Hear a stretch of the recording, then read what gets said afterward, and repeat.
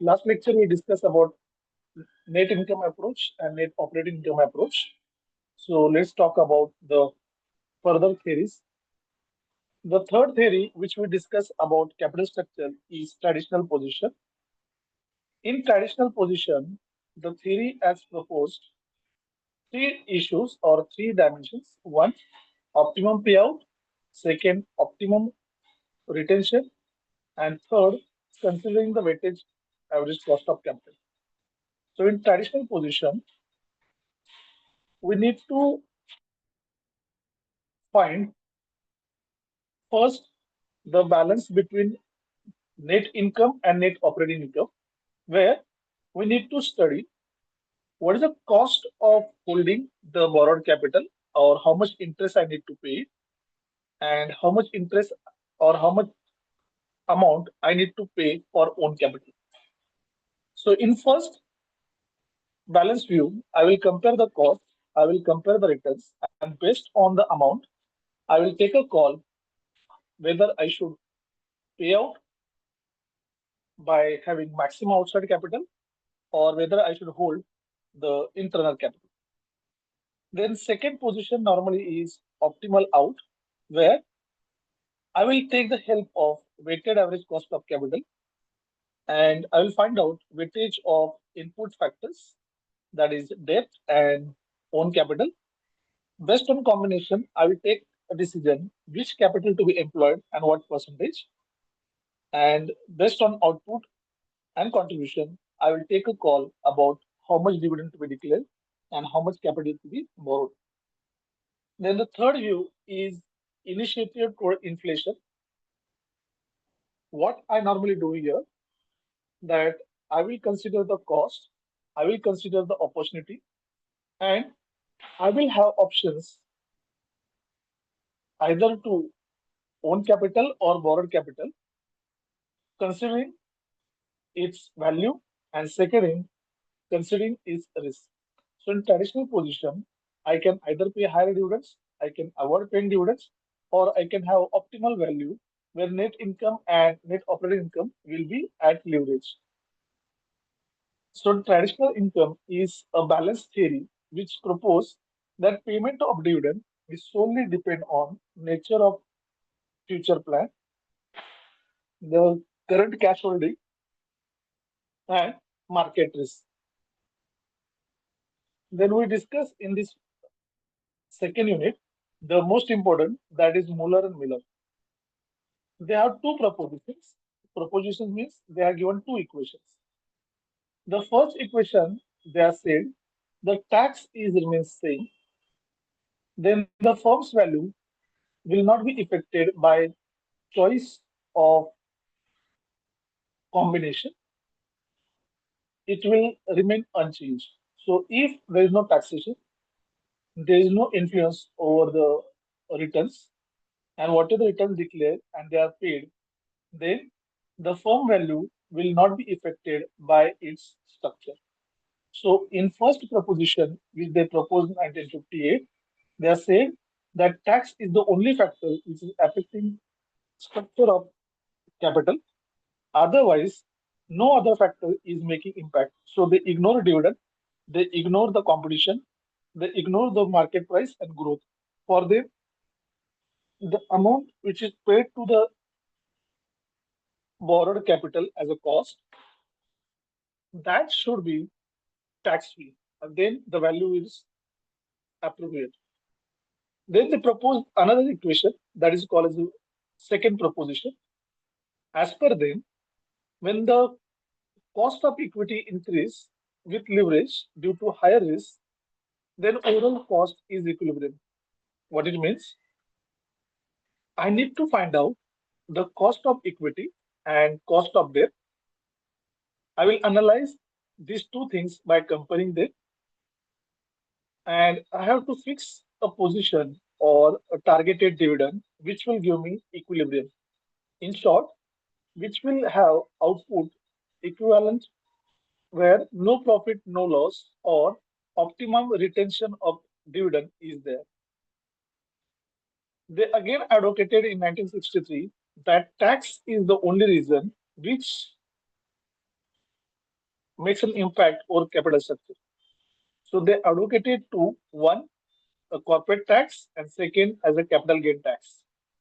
These two tax proportionately affect the price of leverages because cost of borrowings and payment of dividends, they are deducting the taxation part, and that will create an influence about the demand from the current stakeholders. So this MM approach is a more practical and more relevant because they have considered that structure of a capital is largely depend on a taxation policy, and cost of equity. So they followed a valid conclusion that whatever the structure, it will impacted by price, ability to pay, and the clear amount of dividend available for its stakeholder. So it is assumed that the MM approach highlights the balance between bankruptcy, liquidity, and financial distress because it talks about confidence of stakeholders in the organization. So in short, it is more practical compared to any other theories because here just thinking over the cost of capital or just thinking about nature of composition, they have more proposed and understood that value which we create, which we generate, or which we contribute is more important. Then the next theory we talk about is trade-off theory. The trade-off theory of capital structure is simply means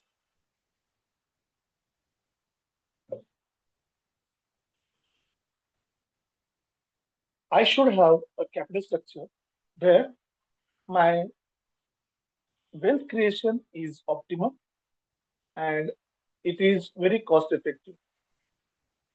So this theory supports that I should study the old cost of capital, old incidences. I should talk about the past happenings of the events and evaluate the performance and actions and then decide after comparison a strategic plan to forecast about what can be optimum combination of capital.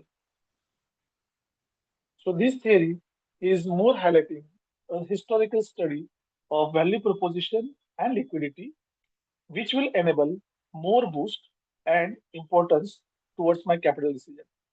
So as per trade-off theory, I should study my liquidity position and risk associated and then decide what can be amount of leverage. Leverage means borrowings or the interest which I can pay and I can compensate against my risk.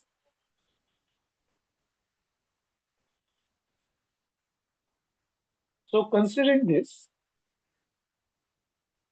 in trade-off theory, like signaling theory, they got three equations: optimum payout ratio, value creation, and moderate leverage. So this theory is something called as exact copy of signaling theory, where amount of dividend is compared towards liquidity and financial distress. If I pay more dividend, my investors will be happy. They have confidence in my company and they will invest more and more products. But this will create a bottleneck for a company because the amounts are highly paid, retention of profit will be questioned. And in that case, I need to do borrowings. But if I retain maximum and do not let out, then the confidence about my company is goes down. But in longer term, I am being having advantage of getting inside fund generation, which is always beneficial. And the third, value propositions, that is balance between payoff and balance between retention, if I can achieve. And it creates a trust confidence in the minds of investors. Then the theory suggests that value maximization should be the ultimate goal for any capital structure. Then the next theory what we learn in this chapter is signaling theory. Signaling theory is nothing but the decision I need to take has to certain basis. For example, if I want to take a call that tomorrow I want to travel to certain place, then I need to plan. I need to make an action that what are the expenses. I need to take consequences.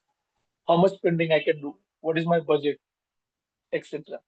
So when I planning about capital, signal theory indicates that I should use the information available, jot down my basic requirements and excessive capital requirements. I should study the market forces and response for structure of capital and nature of funding. I should try to evaluate what are the available options and their impact on my value creation. I should study the comparative analysis of equity capital and borrowed capital and decide which type of financing will reduce my price and maximize the growth.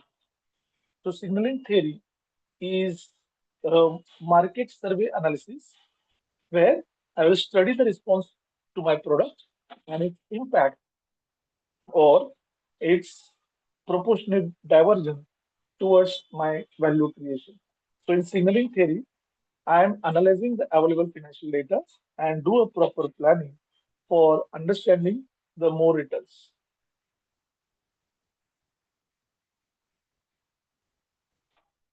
Now, what are the tools which normally used for capital structure? The first is leverage ratio. Leverage means the amount of burden, amount of financial liability, what I'm having. In theory, there are three leverages, but actually, in practice, there are only two types of leverage. One, a financial leverage, and second is operating leverage. When you talk about a financial leverage, it's a long-term obligation where refund of certain borrowings or your ability to honor long-term debt is judged. Whereas in operating leverage, your ability to meet immediate fund requirement, that is operating expenses, is checked. Then the third type of leverage, which is theoretical but not actual, is combined leverage, where I will combine financial leverage and operating leverage together. Now, what leverage ratio indicates? This ratio indicates mostly how much interest I can cover or I can bear out of my revenue generation. I need to fix a certain percentage as a benchmark and compare my performance and analyze how progressive the returns can be generated. So, mostly in leverage ratio, we study debt to equity, debt to capital, and interest coverage ratio. Debt to equity ratio is proportion for how much borrowed capital and how much own capital is I'm taking call. If this ratio is positive, then I will not work anything about capital structure. But if this ratio is generating a negative returns, then I need to change the percentage of own and borrowed funds. The difference between debt to equity and debt to capital is in debt to equity, I only compare with equity capital. Whereas in debt to capital, I compare with all the instruments which are part of my capital. The third ratio under leverage we covered is interest coverage ratio. So this ratio is a mathematical calculation to study whether the profit generated are sufficient for payment of interest or dividend. So basically, leverage ratio is arithmetical analysis about ability to pay or honor the immediate payments which I'm taking for running my business. So I compare own capital with borrowed capital and the risk associated with the second method of analysis of capital structure and its impact is return on investment and return on equity. Now, if you just see in leverage ratio, I have ratio of debt to equity. Here we are calculating return on equity. In ROI, I'm calculating return on investment. Here I'm calculating debt to capital. So both are exactly same. In return on equity, I calculate the profit available for equity holders. The more profit available, more gains are there. In return on investment, I more calculate how much investment is available and compare it with the profit generated. If less investment and more revenue generated, it's always beneficial.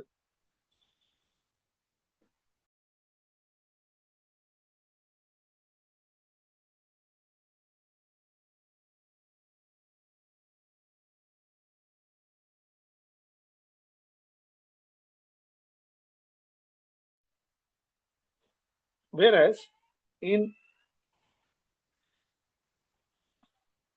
comparison, I compare the return on investment and equity. Equities are normally the lender's last resort. So if more gains are available for them and also as return on investment, it always creates a positive impact and beneficial. Then the next tool which is available is PBIT and EPS analysis. Now, in short, this tool is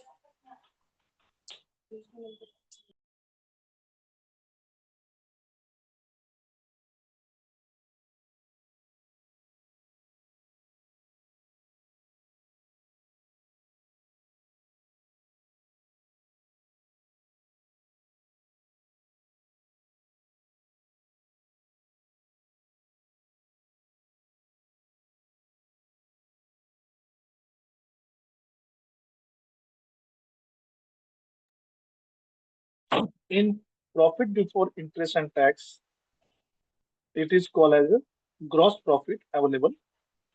And in earning per share, I'm calculating the profit distributed or available with the quantity.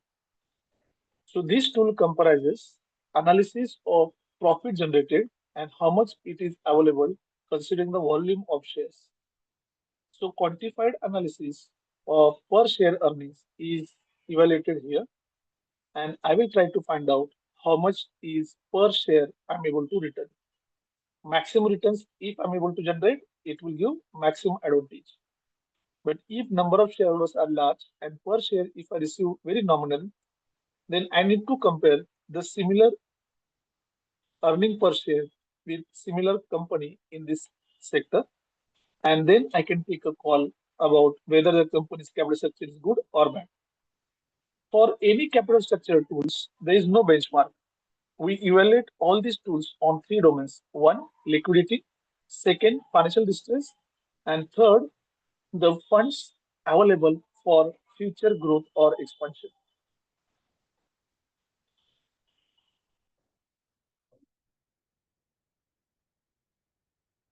So I'm just sharing the slides. Please read the slides. If any doubt, let's talk about PBIT first in short.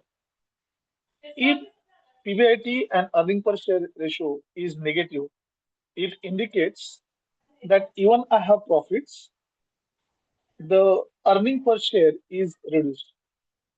So, as per this ratio, if my profit is 50 and EPS is only 10, it means the major chunk, that is the 40, is either tax or I have certain long-term liability which impacts. And this time, when I have a gap between PBIT and EPS is higher, then the capital structure is weak. But if I find out my PBIT, that is profit is high and EPS is also high, it is called as a positive effect where interest and leverage expenses they are significantly average and maximum profit is available to the equity holders. So in PBIT and EPS analysis, I can study the positive effect and negative effect and use this effect for my decision making.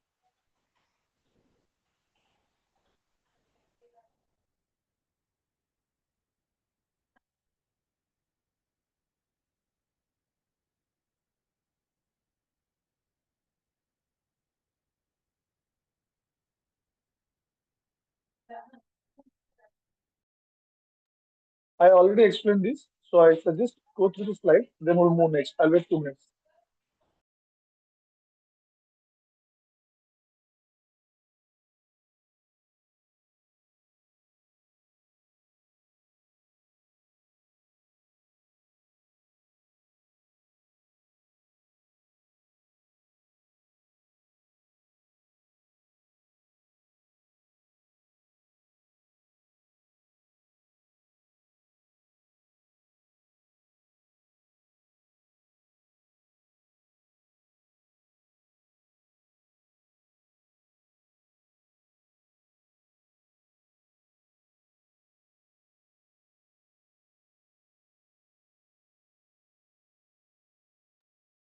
Let's move further.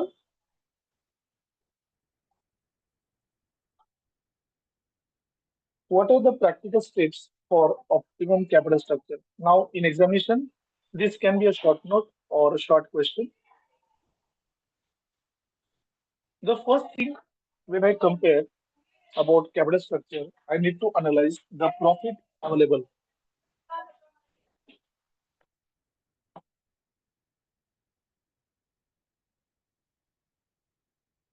I need to compare the combination or weightage for each instrument in capital. I need to evaluate the current market scenario and the pattern of payment of dividend by other companies.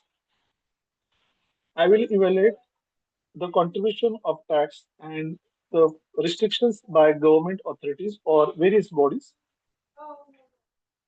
I will analyze return on equity, return on investment, and EPS, and then decide by comparing rate of interest or cost whether it is own capital and borrowed. Based on the signaling effect, that is the value, I have to decide the combination or the percentage, whether 50-50, 60-30, 80-40, or 100% own or borrowed capital. So, when practically I'm deciding a capital structure, I should focus on competitive rates available and finance options. And after that, I have to take a decision where my cost is less and amount more can be brought in with lesser burden or lesser leverage as a capital.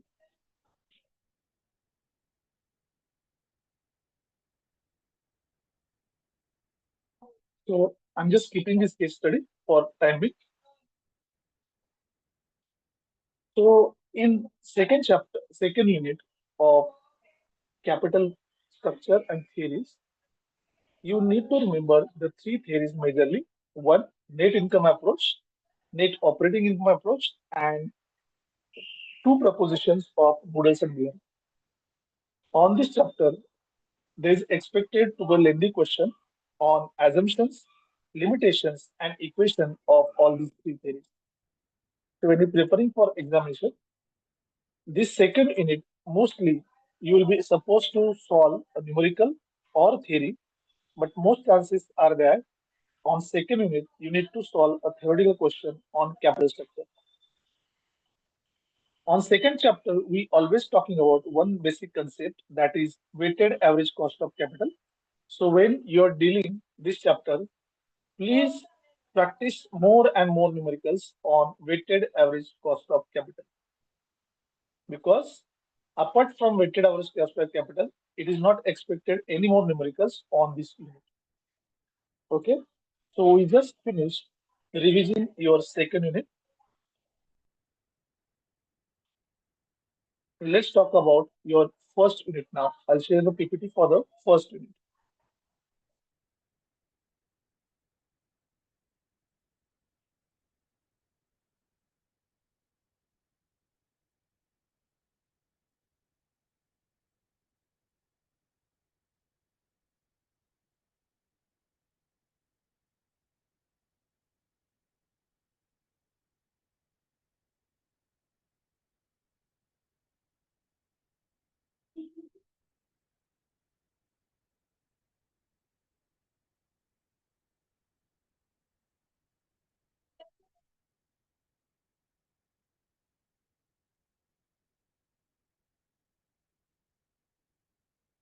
This is our first unit, corporate restructuring and corporate evaluation.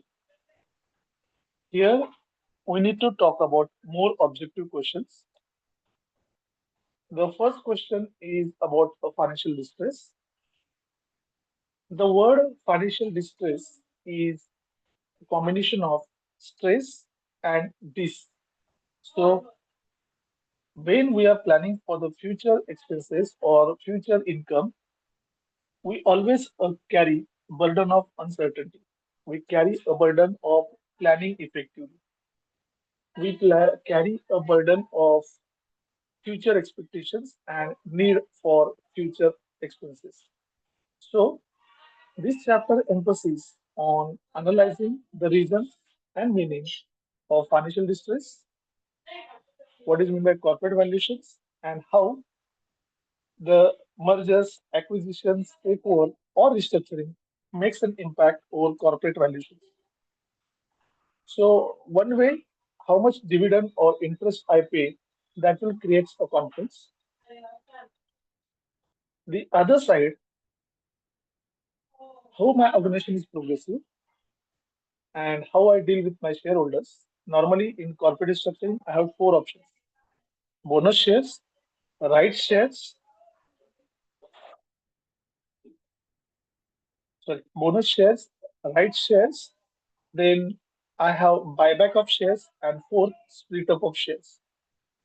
And in financial distress, we need to talk in this unit about economic value statement, cash flow, and fund flow.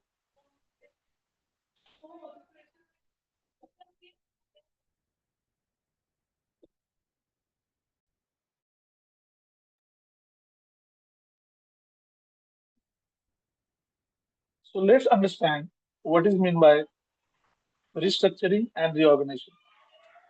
So as per the terms, if I have certain amount of capital and certain amount of borrowings, and that borrowings I need to repay, but due to some reasons, I am unable to pay the borrowings. In such a case, these borrowings become burden, and the delay in payments or postponement in payments may result a bankruptcy. To avoid this situation, what is the option available for me? That I can go to my creators and debtors, talk to them, and take a decision about scheduling and rescheduling the payments. If I have excess fund available, I can also take a call about how I can retain them with my organization. So in future, if I need finance, I can manage this effectively. So corporate restructuring indicates a critical strategic decision where I need to navigate a financial challenges towards great opportunities. So in restructuring and reorganization, I am planning the financial resources to create or to optimize future capital needs. Then what is corporate restructure, which companies are more interested? Corporate restructure allows me to reschedule my schedule of payments. It will allows me to reframe my strategies and market adaptation. It will talk about how I'm dealing more effectively towards liquidity and creating interest or creating confidence in the minds of stakeholders. So ultimately, I'm able to adopt operational efficiency and less cost of borrowings or holding by way of companies restructure. Also, restructure is considered as an opportunity to reframe those strategies and reinvestigate over the profitability of a company. So, restructuring for any company is starting afresh again and avoid the mistakes which are done in past. So here, based on my past experience, I need to analyze what things I should avoid and what are the components of my capital which I can redesign or reallocate. So simply, reallocation of funds for operational efficiency is a corporate restructuring.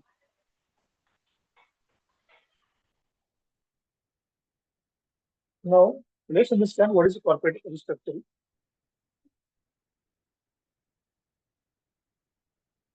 It talks about revaluations of assets and liabilities. It talks about negotiations with debtors and creditors, and it talks about operational consolidation, that is change in holding pattern, change in value of assets. I'm talking about capital assets, and this will apply in restructuring. Whereas the strategic objective of corporate restructuring is either forward integration or backward integration and creating synergy in the minds of the stakeholders that company is growing and it is expanding in interest to create the wealth for investors. So, in short, companies want to split up their current liability and postpone the repayment schedule for retaining the current available profits and reinvest them in more profitable concerns or avenues. Please read this slide, then I'll move. I'll wait for me.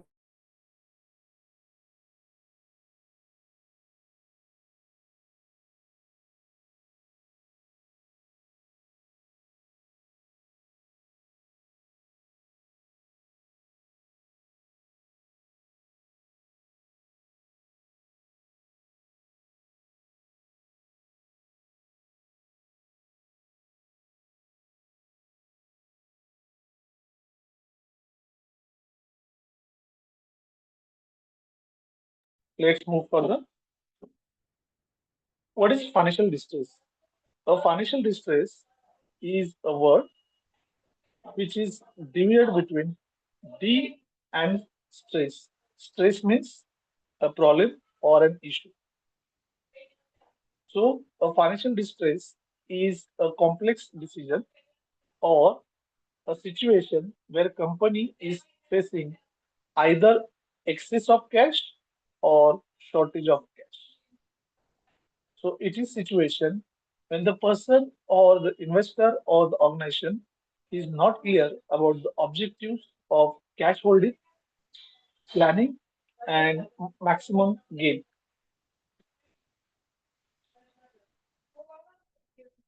A financial distress is recognized as a warning of poor planning where my expenses are increasing and my source of income is falling. So indirectly, in financial distress, I'm at a stage where I need to crack down the income and expenses in such a way that my future source and application of funds are more profitable. So, if you want to remove the financial distress, you start earning and you have very less salary, but you need to manage your monthly expenses. What you do, you decide what is the priority, you decide how much to be for which, and you allocate your funds properly. Then your salary increases, your proportion for expenses changes. So the financial distress is basically an answer of equation that is income is divided between two parts plus saving. When I have low income, my consumption will be high and saving will be less. When my income increases, my consumption relatively remains same, but my saving goes on increasing. And how I manage this situation, it is called financial distress. Having the same money but managing more business or getting more returns is called financial distress.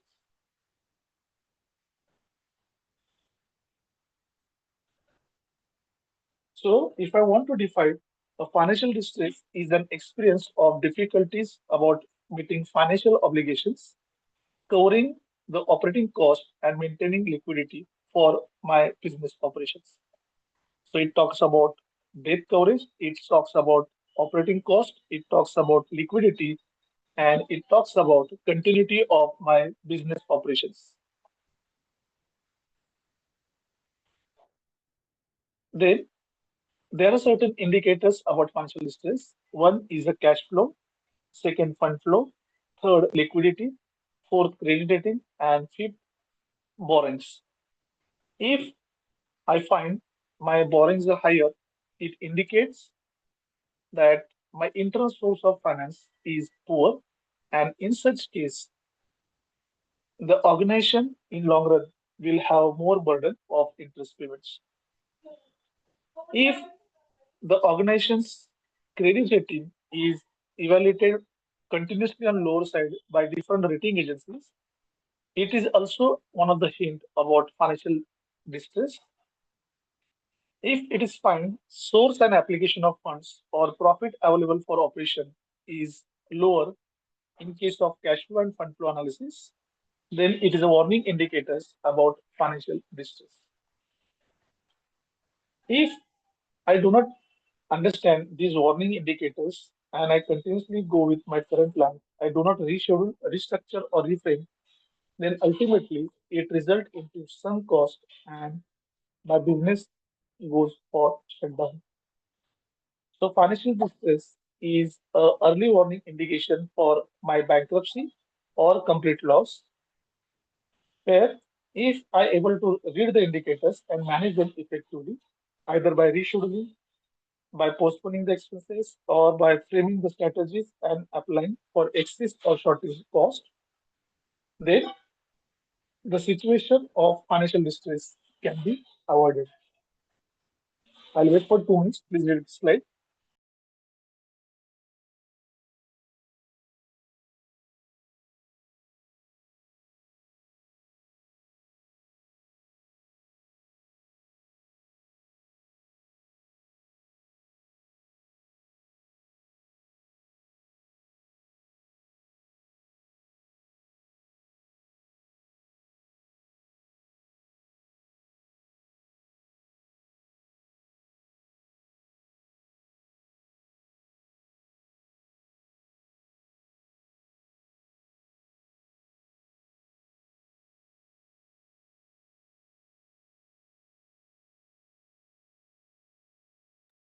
Now let's move further.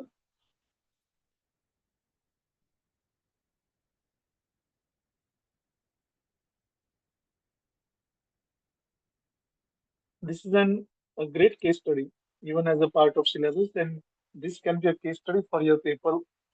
This was asked in 2030. Kodak was the king person about this photography. In 1990s and till 2000, he enjoys as a market leader for film photography.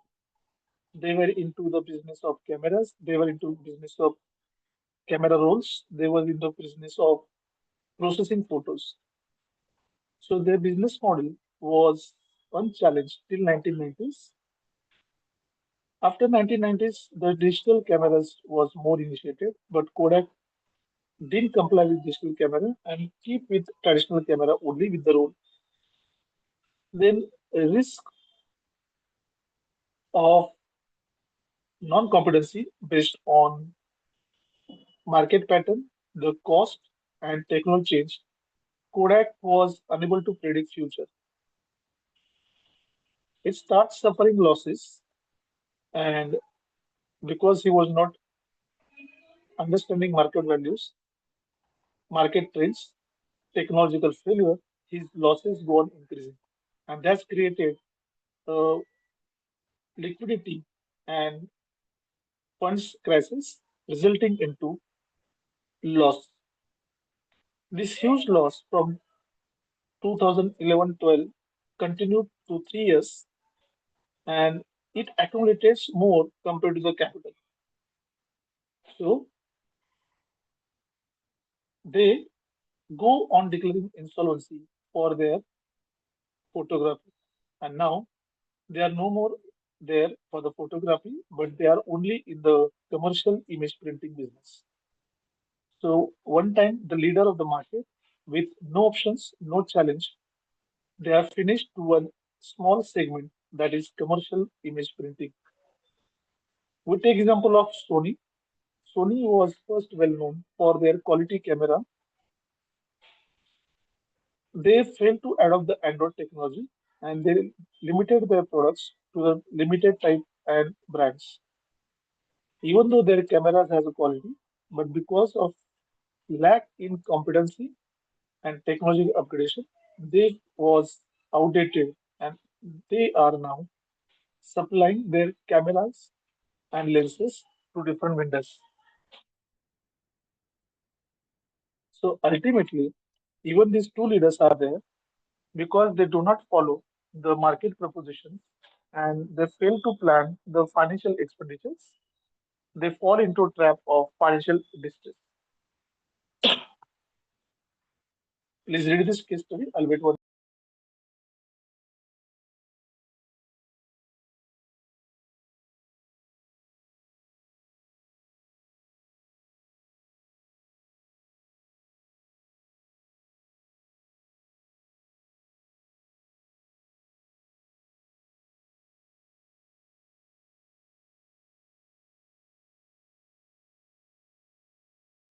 Let's move further.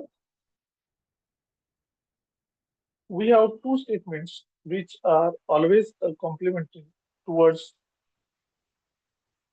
your financial result.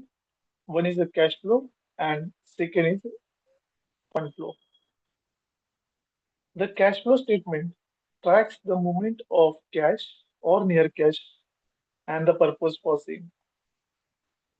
If I compare the cash flow and fund flow with income statement and balance sheet is statutory form of declarations talking about my trading account, profit and loss, different annexures, and balance sheet. It is summarized as arithmetical corrective way of presentation of available funds, assets, and liabilities. Whereas income statement is calculation of profitability and understanding the operational trend. But the cash flow and fund flow is talking about movement of cash or funds and their application. For cash flow, the expenses and incomes or financial obligations which are generating income and expenditure in cash or near cash is studied in cash flow, and in fund flow I study movement of funds. It can be in cash or in time.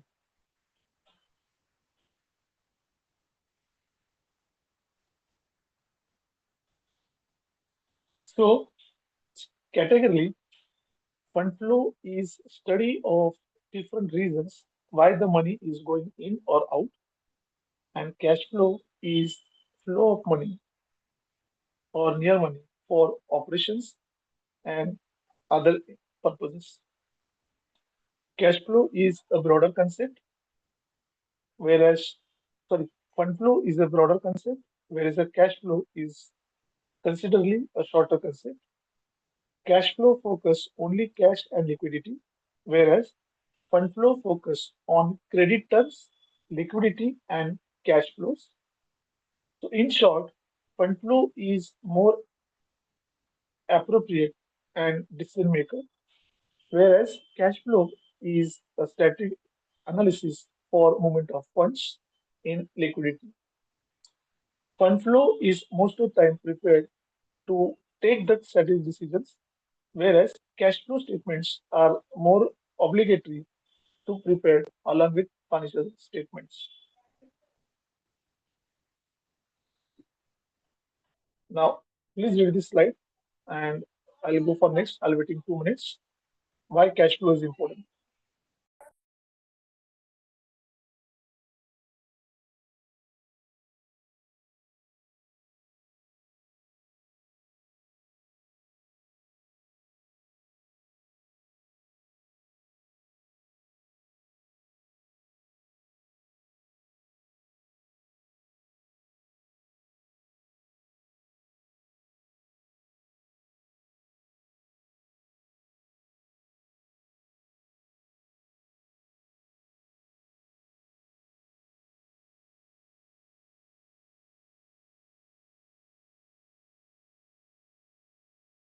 So let's move further. This is one of the important concept what we need to study in Unit 1, what is called as economic value added. If I define economic value added in simple, I'm analyzing marginal cost, I'm analyzing marginal revenue.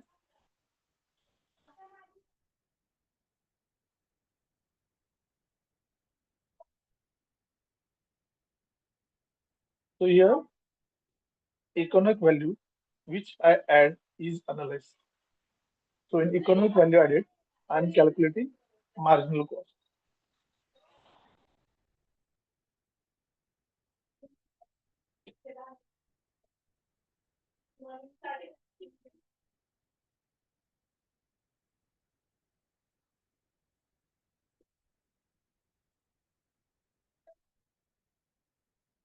Now, what is economic value statement? This is a mathematical formula where I'm calculating how much profit or benefit is generated.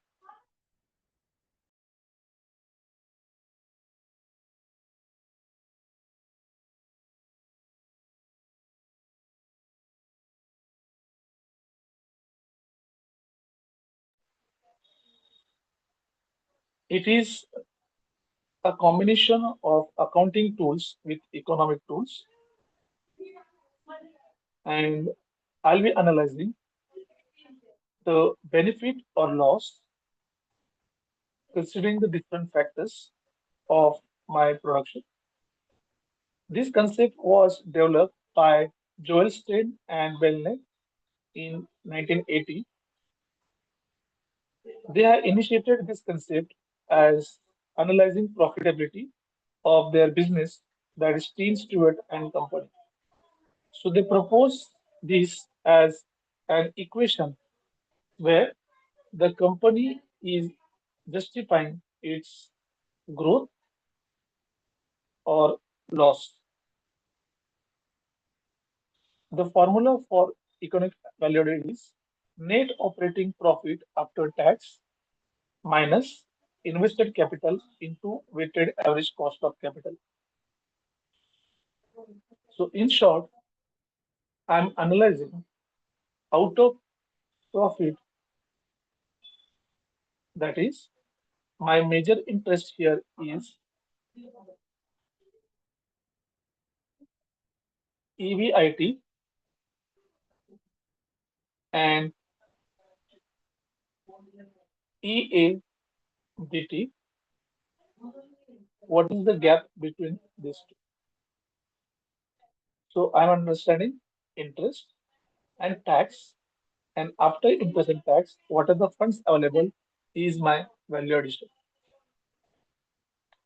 So from operating profitability, I'm calculating the cost of capital and interest part, and after this deduction, I'm finding out earnings after interest and tax, that is what net profit. Higher the ratio, more good the business. Lower the ratio, the business is performing poor. Please read the formula. I'll bet.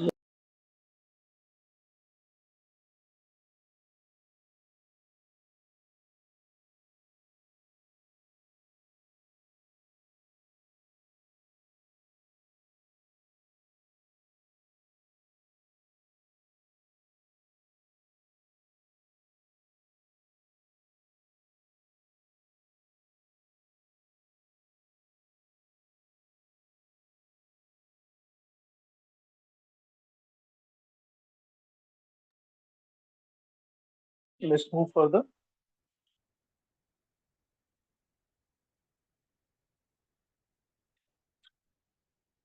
What are the steps for calculating EVA? First, I need to find out earning before interest and tax. Then I need to find out business income and non-business income, or I need to classify income and expenses as business and non-business. Whatever the non-business income, I need to reduce it. Whatever the non-business expenses, I need to add in profit. After calculating by this way, net operating profit after tax, I have to assign weightage based on type of company, based on growth and market condition towards my equity capital and debt, and find out the weighted average cost of capital. Once I got benchmark capital as WAC, I need to compare with my current capital. And applying the formula, I have to decide whether my structure is optimum, shortage, or leverage. I have to ensure the highest economic value added possible, and this is only possible when interest and debt burden is low. Please read the steps. I'll wait 1 minute.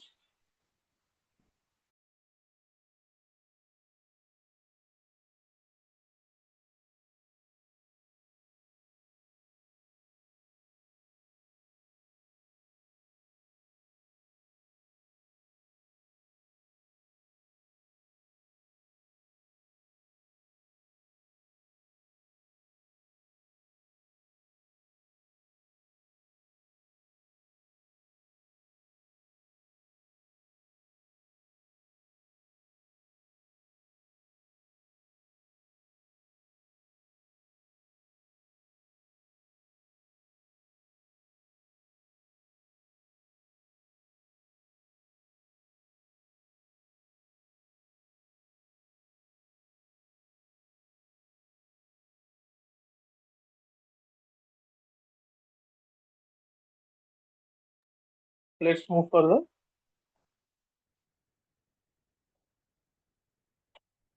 What are advantage of economic value added statement? This statement is evaluation of funds available for ultimate use after all liability. So this will give me proper decision making base for future plans. It can be expansion, it can be merger, or it can be takeover, or so on. The highest cost of borrowing or interest payments reduce my economic value statement. So how much the available capital I borrow or I reinvest or I reschedule, restructure will take an important decision about my EVA. If the cost of borrowing is less, then EVA will be higher, and this will indicate my efficiency of capital. In reverse, suppose I declare higher dividends, higher payouts, and do not return any money, and always have higher rate of interest over borrowings, then the funds available for shareholders or true owners will be less. So, in short, using economic value statement, I will just study how much value is added towards the equity holders of a company, maximum value, that is maximum amount or percentage of EVA. It indicates more wealth creation for stakeholders and their confidence in an organization will be higher. If EVA is managed properly, it will also give a hint of domains where I should concentrate because it is related to liquidity and how effectively I manage liquidity will surplusly influence about my financial efficiency and capital efficiency. Then what are the limitations? The first limitation that it is very complex and has a certain non-realistic assumptions because WSCC there is no fixed formula for weightage. Again, the mathematical formulas are hard to remember and apply. The logic behind this is the tax percentage and ability, but the business cycle, government contribution, the market competition, and inflationary trends, these are ignored in case of EVA workouts. Similarly, the contributions or generation of intangible assets, it can be copyrights or goodwill, is being ignored in EVA concept. The role of reserves and depreciation is compromised and again ignored, which is a backdoor profit in economic value statement. So even it is good, it is more appreciated, but it due to these limitations not universally accepted. But if I use economic value statement values, then it will set me as a benchmark for how much capital I should have and help me for restructuring or reorganizing my business.